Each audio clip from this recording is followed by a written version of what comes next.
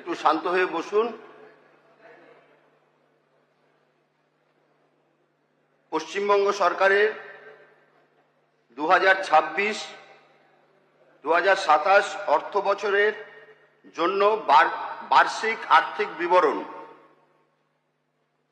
আজকে আমরা পশ্চিমবঙ্গ সরকারের 2026-27 অর্থ বছরের জন্য বার্ষিক আর্থিক বিবরণ মাননীয় মন্ত্রী শ্রী স্বপন দাশগুপ্ত মহোদয় পেশ করবেন।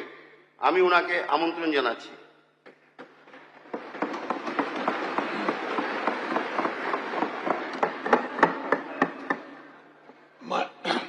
মাননীয় অধ্যক্ষ মহোদয়, আপনার অনুমতি নিয়ে আমি এই মহান সদনে 2026-27 অর্থবর্ষের বার্ষিক আর্থিক বিবরণী ও ব্যয় বরাদ্দের প্রস্তাব পেশ করছি। মাননীয় অধ্যক্ষ মহোদয়, পশ্চিমবঙ্গে ভারতীয় জনতা পার্টি নেতৃত্বাধীন সরকারের প্রথম বাজেট পেশ করতে পেরে আমি সম্মানিত ও বিশেষভাবে ধন্য। এই সরকার দীর্ঘ বছরের সংগ্রাম এবং আমাদের কার্যকর্তাদের অপরিসীম ত্যাগের ফল। স্যার, গত 4 মে যে রাজনৈতিক পরিবর্তন ঘটেছে তা শুধু সরকারের নিয়মতান্ত্রিক পরিবর্তন নয়, তার থেকে বেশি।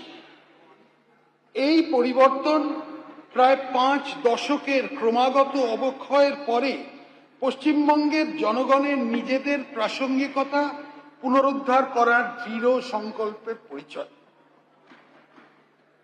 19 শতকের মাঝামাঝি থেকে স্বাধীনতা লাভ করা অবধি পশ্চিমবঙ্গ ভারতবর্ষের বৌদ্ধিক, অর্থনৈতিক ও সাংস্কৃতিক চেতনাকে রূপ দিয়েছে এবং দেশের ইন্টেলেকচুয়াল ভ্যানগার্ড ভূমিকা পালন করেছে।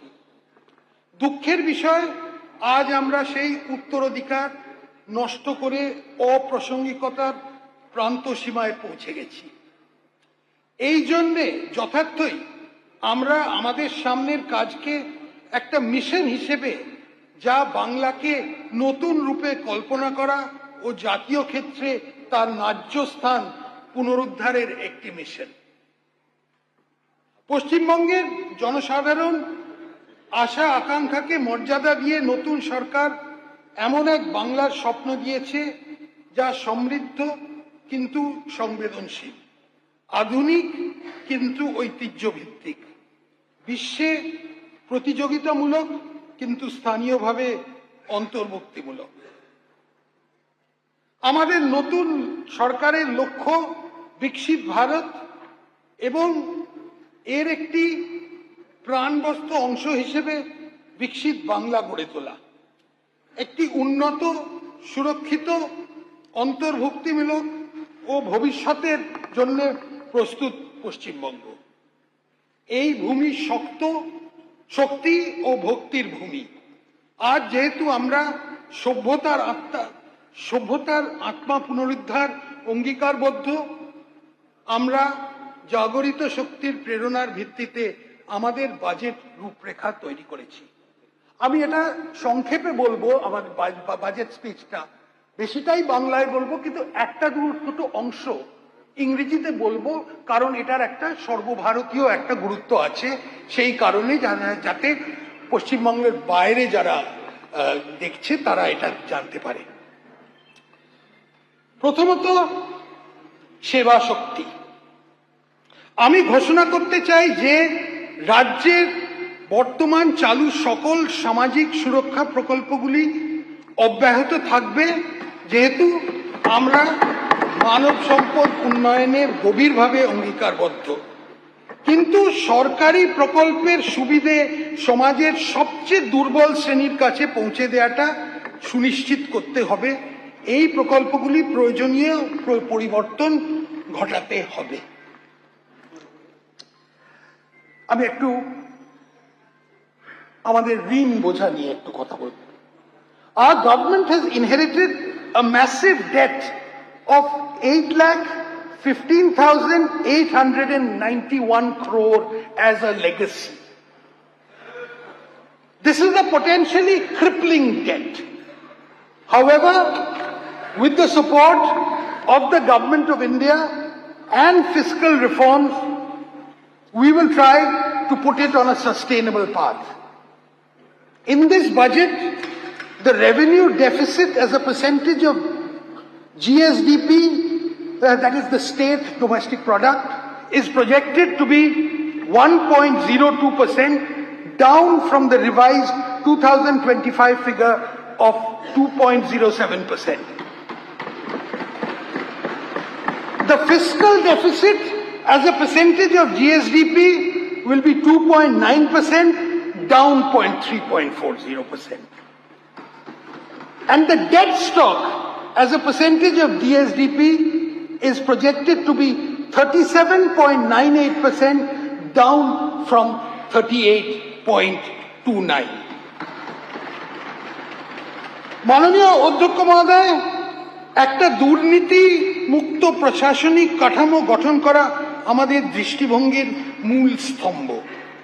আমরা স্বচ্ছতা, দায়বদ্ধতা ও আইন ভিত্তিক সিদ্ধান্ত গ্রহণের সংস্কৃতির প্রতি অঙ্গীকারবদ্ধ থাকব। রাজ্যে জনগণের আস্থা অবশ্যই পুনরুদ্ধার করতে হবে আমাদের। রাজ্য সরকার নাগরিকদের কাছে পৌঁছতে আপনার সরকার আপনার পাশে নামে একটি নতুন উদ্যোগ নিয়েছে, যাতে দ্বারা 820820, আমি আরেকবার বলছি, 822820 টোল ফ্রি হেল্পলাইন মাধ্যমে স্বচ্ছতার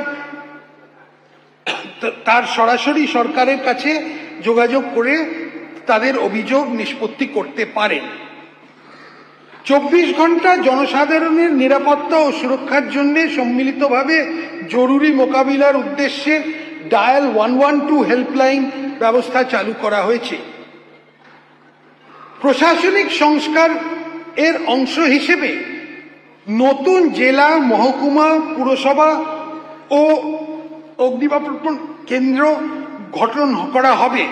নতুন জেলাগুলোর মধ্যে থাকবে কলকাতা, বসিরহাট, সুন্দরবন, জঙ্গিপুর ও আরামবাগ। কাঁথিতে একটা নতুন পুলিশ ডিস্ট্রিক্ট হবে।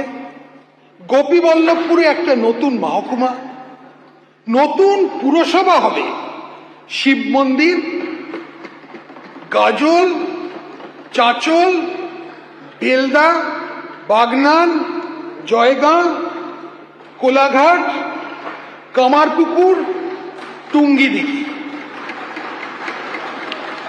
নতুন ফায়ার ব্রিগেড স্টেশন হবে হেমতাবাদ, বিনাচাপড়া, করণদিঘি, মানিকচক, ফলতা, কালিম্পং জেলার লাভা ব্লকের গিদ্দাবলিং, গড়বেতা, চণ্ডীপুর এবং কাকদ্বীপ। দার্জিলিংয়ের ডালি ফায়ার ব্রিগেড স্টেশনটাকে উন্নত করা হবে। কাঁথি 1 ও দেশপ্রাণ ব্লকের সংলগ্ন মৌজা যোগ করে দীঘা শঙ্করপুর ডেভেলপমেন্ট অথরিটির কাজটা এখতিয়ার বাড়ানো হবে। রাজ্য সরকারি অফিসগুলোতে 1 লক্ষ শূন্য পদ পূরণ করা যাবে, যার 33% মহিলাদের জন্য সংরক্ষিত থাকবে।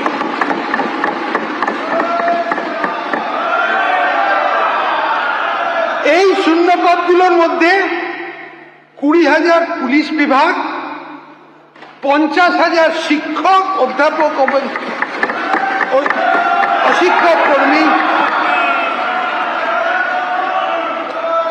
1,000 ইস্টার্ন ফ্রন্টিয়ার রাইফেলস এবং বাকি অনেক সরকারি নিয়োগ করা হবে। যেখানে প্রযোজ্য সেখানে 10% অগ্নিবীরদের জন্য সংরক্ষিত থাকবে। সরকারি পদে নিয়োগের জন্য বয়সের ঊর্ধ্বসীমা ইতিমধ্যে 5 বছর ছাড় দেওয়া হবে। এই সুবিধা পরবর্তী 2 বছরের জন্য বহাল থাকবে। সরকারি নিয়োগকারী বিভিন্ন সংস্থাকে ইউপিএসসির ধাঁচে একটি প্রাতিষ্ঠানিক কাঠামোর মধ্যে আনা হবে।